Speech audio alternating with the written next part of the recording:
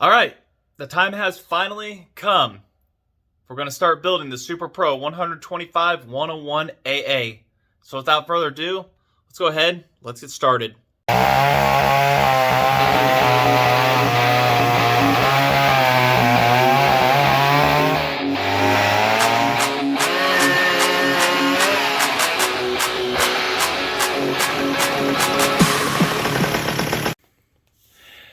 Okay, so my biggest nervous part about this whole thing has been pressing this pin into this piston because it is oversized. And Terry specifically asked me, is that a used rod?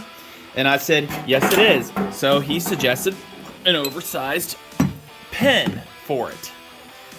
So it slid in, and then it gets to the center part, gets to the bearings where it's just barely bigger, and it slides through, and then you get to that, which is going to be a pain in the butt.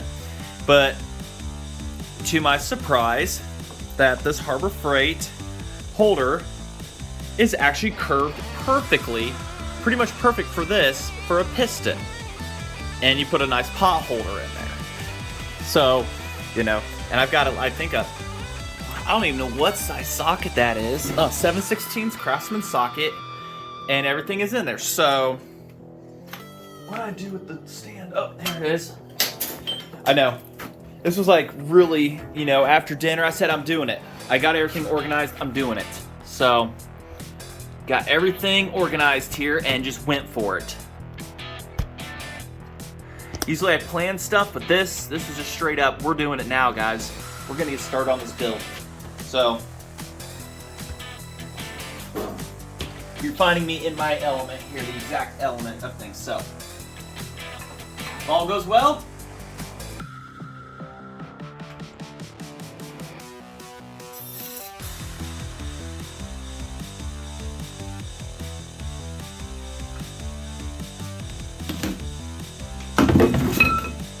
look at that.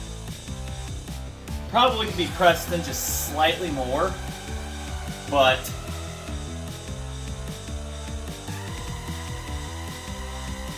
yeah, maybe go a little further. What might do? Let's see if the socket can actually do that. Yeah, it can. So we're gonna go ahead. I'm gonna press it in just a little bit more because that's as far as we are right now. I should have pointed it to where the screen was at me. So that's as far as we're in right now. It could afford to go a little bit more. Yeah, just a little, and we'll get you brought back. All right, there we go. I got to where I can see the screen. I'm actually starting to do that more. So there we go. In there just beautifully, if I remember where the camera's at. And we got good free movement. So this is the exhaust side of everything, so that exhaust gases don't escape.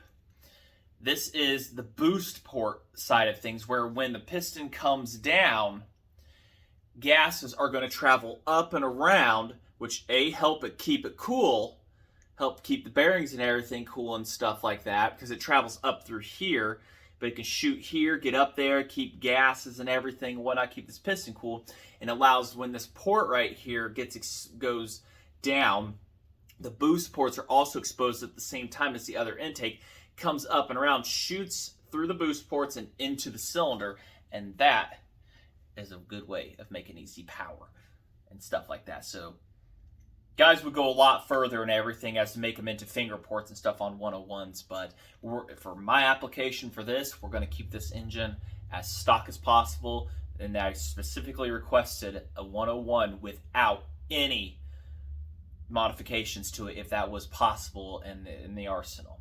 So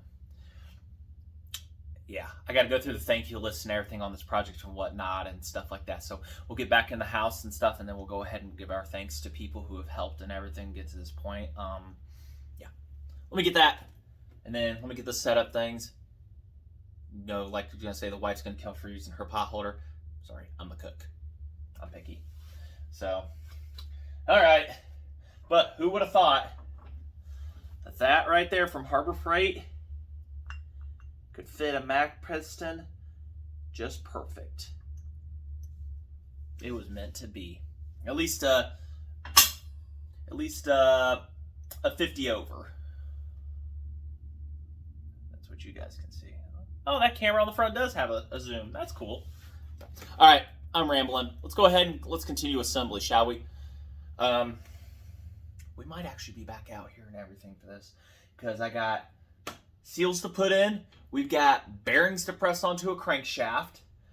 So I might do a quick process on that, speed it up and everything and whatnot. I've got a 101B assembly video and stuff like that. But, I mean, if there's anything at this point you want me to show after this engine or whatnot, leave it in the comments. Go ahead and like, subscribe, and comment. Or subscribe, smash the like, comment anything you want me to see during this entire process, what I show, what I may have not shown in the past.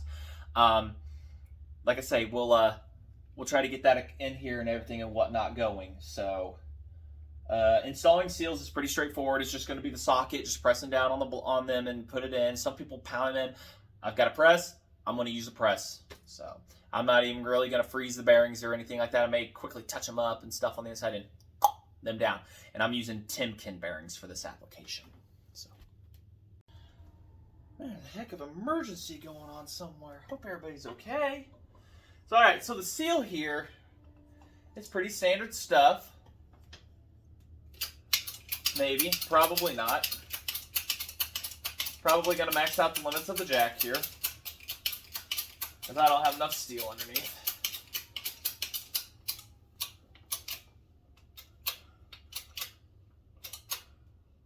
That's what I like about the press. If everything's straight, everything will just go in straight. Like I said, I'm probably reaching its limits here. That feels good.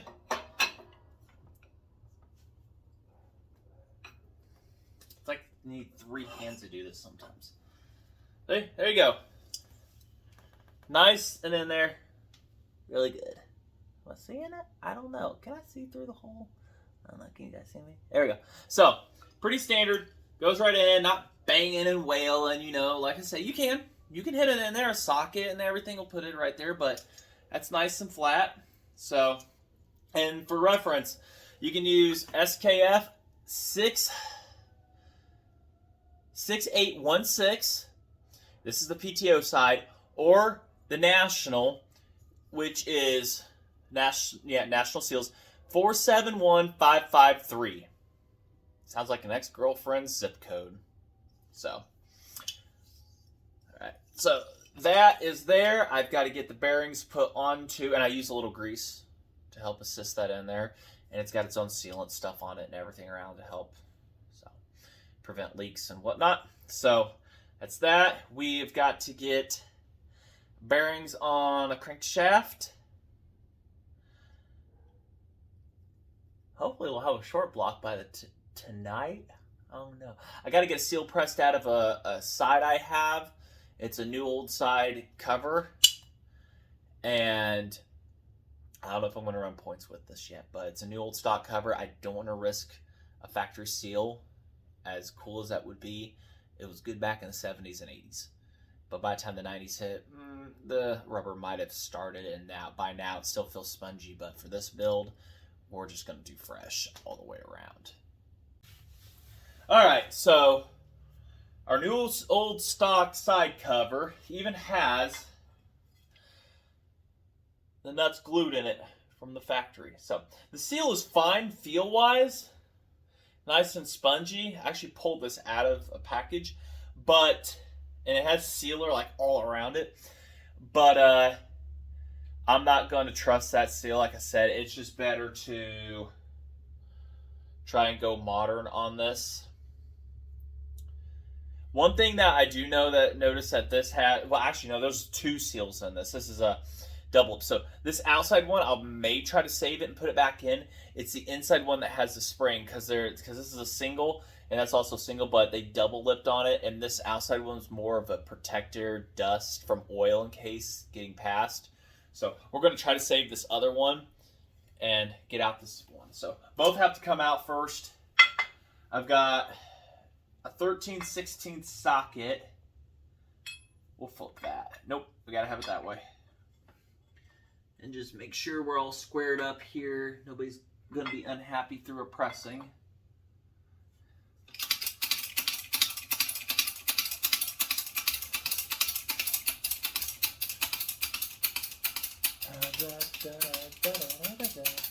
Probably should have raised it up to the next level. And watch it go back. Oh, you don't have enough to do it. So I raised it up once. Make sure everybody's still happy down here. Let's press you guys out. Back up slightly. Do a slight recenter.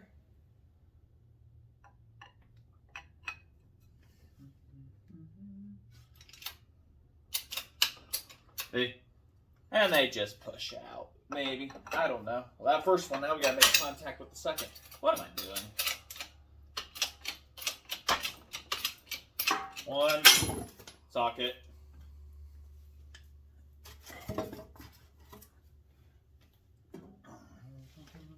Alright, so that was that one. Anybody see where the second dropped to? Nope. Nope. So that was the springed one right there. The other one is a non-spring. Yeah. Let's see if I can round it up real quick. Wait, hold on, what's that? There it is. Yeah, it got a little damaged. 57897. I cannot find an aftermarket seal for that. McCulloch 57897. No matter where I've looked, National Seals, SKF, everything, nothing. So if you know that cross-reference, you can cross-reference that. Let me know down in the comments, please. So, but that is just no more than a dust seal.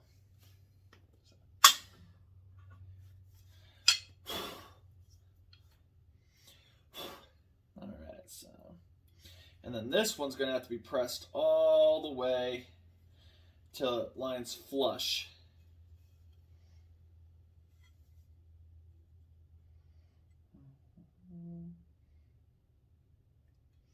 And guys, sometimes you got to start it with your favorite hammer.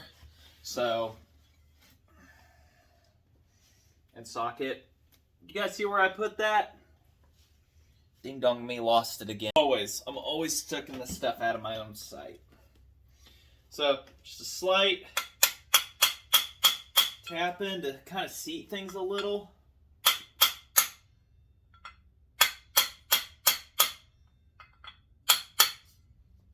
Yeah, there we go. Now this one, we got to be careful we don't go too far. We're going to be taking in and out, checking on it to be sure everybody's going to be happy. I got the crankshaft bearings on. But I'll explain that here in a bit if I remember.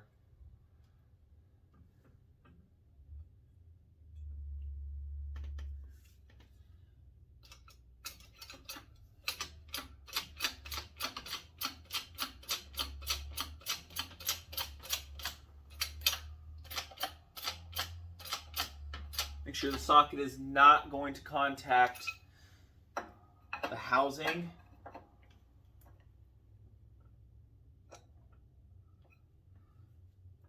And it can slide in. That is what we're going for here.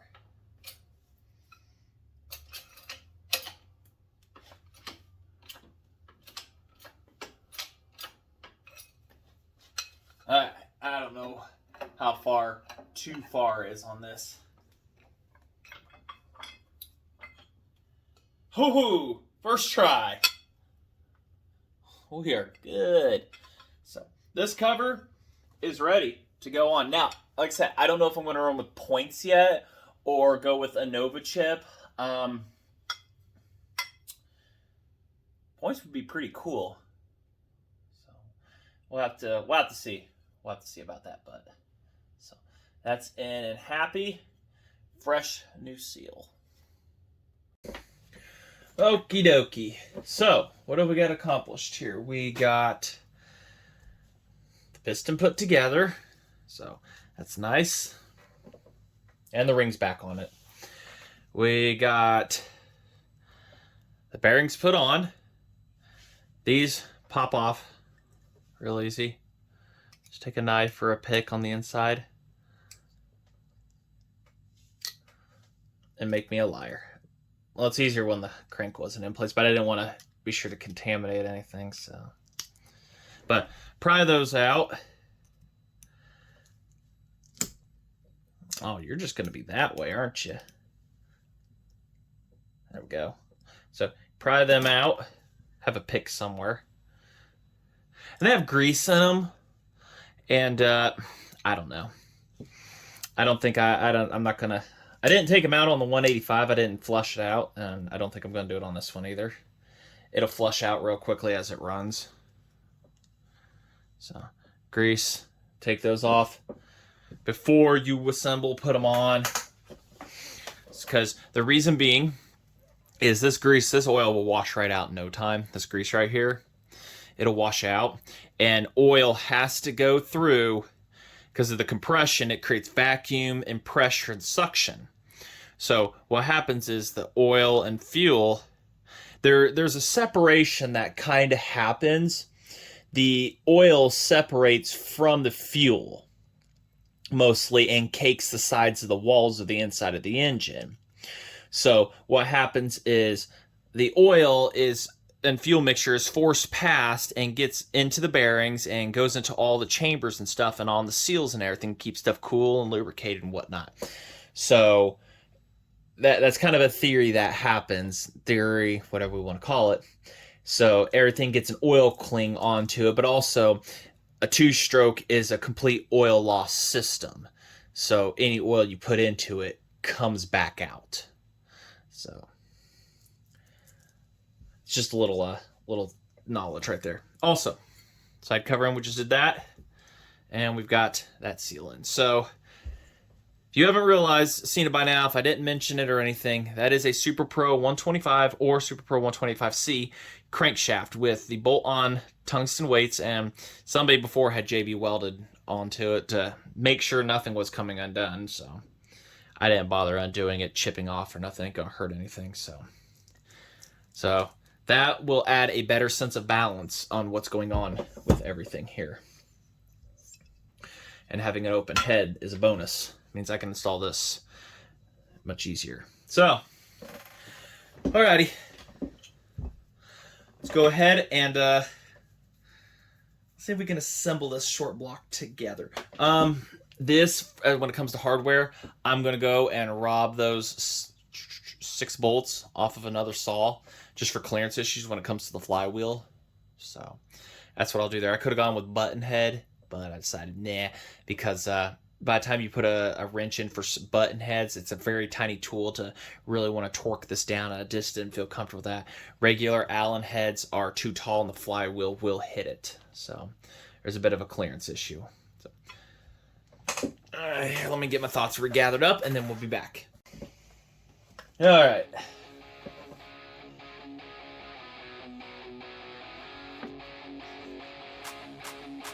I always like to add a little bit of lube to the inside where a bearing's going to be going. Also, use clean lube on your seal. Oil, grease, just do it. She's not going to like it if you put her in dry. Will she? No, she won't. No, she won't. Real good. All right.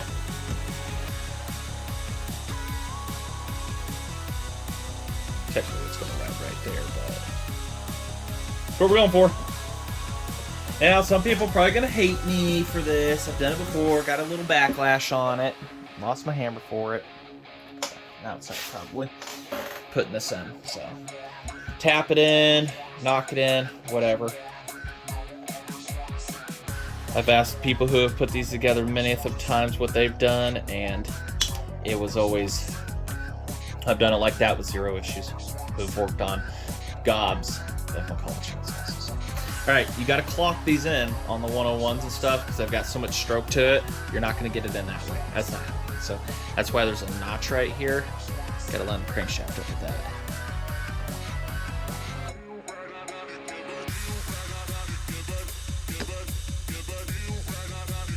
Look at that. Almost wants to turn already. Oh man, I left the hang. Oh yeah, just tapping right in with these.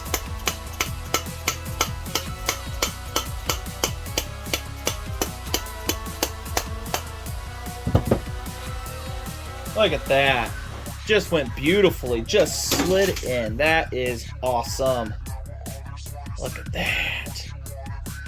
And the crankshaft turns true. Not a wobble on it.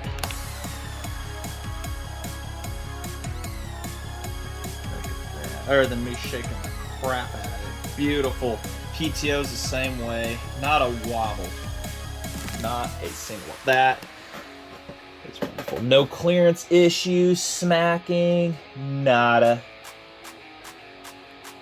Woohoo! That is exciting. Whatever happened to good works of art? Jesus. Alrighty, so counted needles, we've got 24. And of course, we're not going to trust these factory rod bolts here. They're just because they're used, but also the tooling on them. They're like kind of wallowy. So we are going to trust what I've always been using. And they're not sponsoring me or anything to say this. Monster bolts.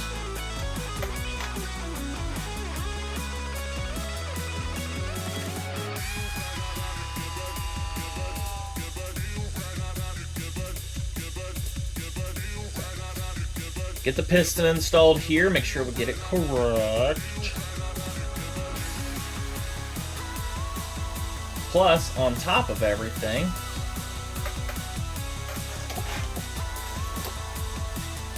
I got new ones. So that's a nice little thing to have. So I'll make sure everybody goes in here appropriately. Torque these down to 90 inch-pounds. And of course, I'm pretty sure most of you have seen me fight needle rod bearings, and it's not so bad. But for those of you who are just tuning in for the first time, lucky you. Because it sucks. Alright, those fit in. Threads feel good. Everybody's happy. Easiest way to put needles in when you do these. Do it while the piston's out first, and depends on who you are. You know how you position a crankshaft and stuff. And with how do I put this? With non-removable heads, it's a little more difficult and everything. My 185 video, I showed that. But with these, you're gonna want to grease them up real good in here. Vaseline is actually kind of what's recommended, so that's what we're gonna use because it'll wear away a lot quicker and get oil in there, petroleum jelly, whatever. So you can use either or. I was recommended to use this as much as possible when it comes to certain types of grease, so that's what we're going to use, especially on something this critical and everything. The other stuff will probably wash out just as fast, but we'll go ahead and we'll use petroleum jelly here, and what you do is you line it very lightly, and then you stack them in there, and then with the cap, you do the same thing. So I'm going to go ahead and do that little process, and then I will bring you right back. And it could be in 5 minutes for me, it could be in 20 minutes, and for you, it's going to be in a flash. Quick side note. Be sure to get your rod cap lined up correctly on this dot. If you do it the other way, she's not going to fit right, and you're going to have problems. So be sure you get them on correctly.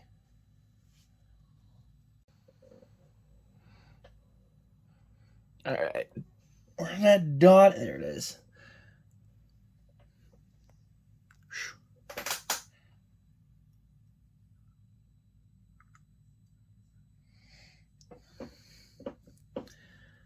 Don't you dare. Don't you dare.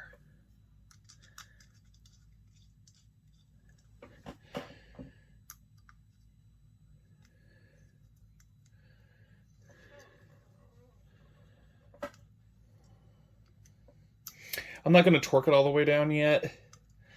I'm going to probably stop here. Just because, you know, this was kind of supposed to have been a wintertime build, and it's fall. But I couldn't take it. I had to start on this. It's been torturing me, so. We're going to cinch it down. Plus, I don't want to do a final torque on this until I get the side cover mounted. And I got to go get one of the part saws in there sitting somewhere in the garage.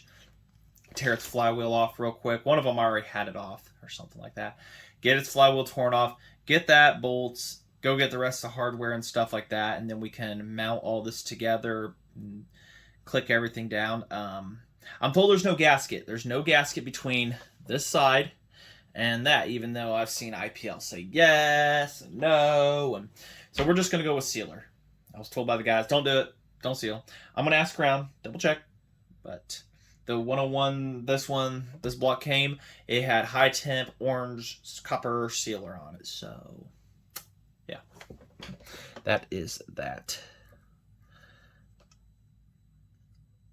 Let's see, those are not torqued down yet, but we're going to get her tight. So, there we go.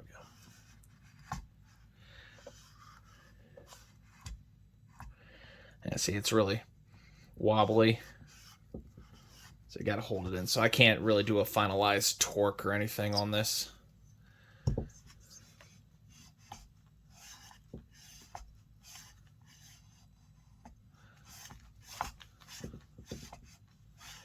So, all right.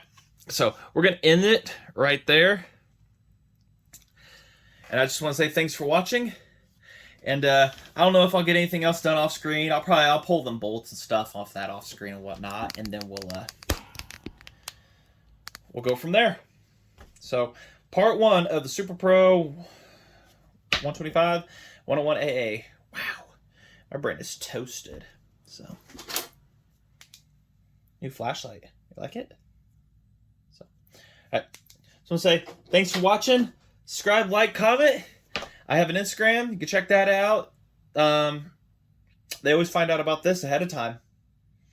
You know, quite a few days in advance. So you want to know what I'm doing ahead of time? What's coming up? Subscribe to that. I'll put a link in the comment. Until then, thanks for watching. And stay warm. Looks like it's going to be a cold winter. And real quick, I want to thank those people who have helped with this build so far, including Ralph Nolan, who sold me the block and other parts. James, thank you for the body and everything for the Super Pro 125. Like I said, you're going to look forward to this build. Mike Nolan, hey, you're a wealth of knowledge, man. Super huge thanks. Terry Ives, like I say, nobody's asking me to do this or anything. Advertising at Terry Ives, redid the block. Larry, you know who you are. You don't have a Facebook or anything like that, but I'm pretty sure you'll see this video. Thanks for selling me the Crankshaft. Yeah. God, I hope I didn't forget anybody during this. If I remember anybody, I will definitely get you involved in this. So, super huge thanks to those people who have helped so far to get this and everything and whatnot. Like I say, I'm really going to enjoy this. And if I'm ever at Buck and Stock, which I plan to be, this saw will be there at every single one of them. No ifs, ands, or buts about it. It will be there for all to enjoy along with the other ones and stuff like that. So I just want to say a thanks and a huge shout out to that. And if any of you are nearby me or something like that and I got something to cut or anything like that, you want to make a cut with it or anything else, let me know. Like I say, always happy to BS and talk about chainsaws to other people and stuff like that and whatnot. So I really hope you enjoy this part 1 of the series here. We've got a lot of ways to go and everything, but we've got this, and I had to stop. I did have hardware, but I don't have sealant for the side cover, so I got to get some more Honda Bond. So that unfortunately put a stop to me and everything. I'm going to research to make sure I don't need a gasket. I'm pretty sure my 101B race saw site does have one, but I'm going to confirm that. So, all right, I just want to say thanks for watching, and like I say, stay safe, and don't be afraid to get your hands dirty. I'm messing with clean parts, but still, don't be afraid to get your hands dirty on this. This is absolutely fun. It doesn't matter if it's McCulloch, Home Light Steel, Husqvarna, any of those. Go get your hands dirty. Get inside it. Small engines, Briggs, Harbor Freight ones. Build something, guys. You know, this is really fun. So So I just want to say thanks for watching.